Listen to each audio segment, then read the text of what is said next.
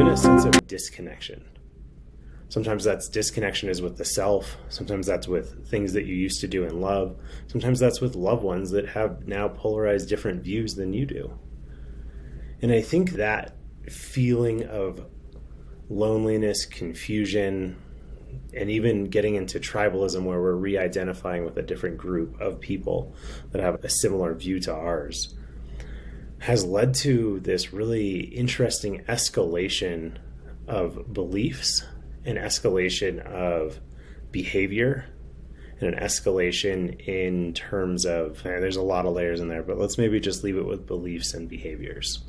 I think a great commentary of this is, if anyone's seen the birds aren't real thing, go ahead and take a look at that. It's someone who created a conspiracy theory that birds aren't real. And some people truly believe this now, even though it was built as a joke.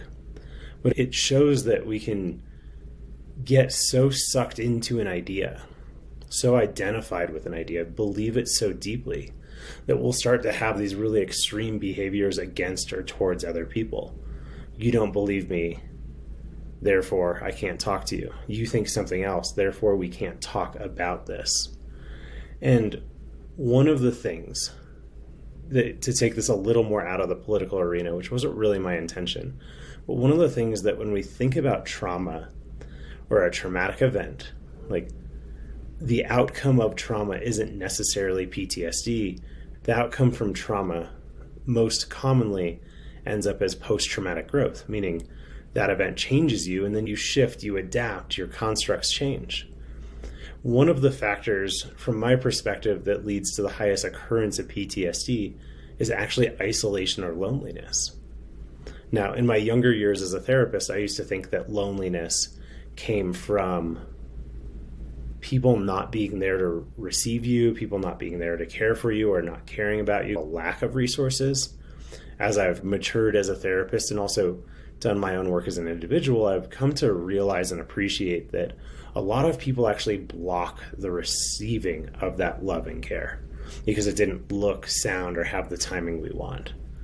I know I was thinking back to when I would throw tantrums or run away as a very young kid. I think 7 or 8-year-old, 5-year-old that's learning how to navigate their feelings. I have a 2.5-year-old at home going through similar cycles of just extreme floodings of emotion, both positive laughter, hugs, but also meltdowns, screaming, wanting something.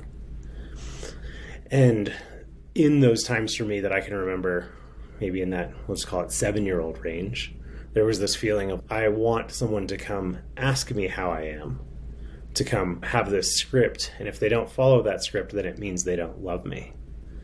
And that's a really hard, if not impossible, tier benchmark to have for someone to make contact with you. If you don't share my beliefs, if you don't talk to me in the way I want to, if you don't just show up in this exact way, then I can't feel supported by you. And I think there's a level of emotional maturity that comes from learning to sit with people, learning to sit with ourselves, with people that disagree with us, the people that make us uncomfortable, to situations that make us ourselves uncomfortable. How can we start trusting and connecting with ourselves? How can we push ourselves to connect with others?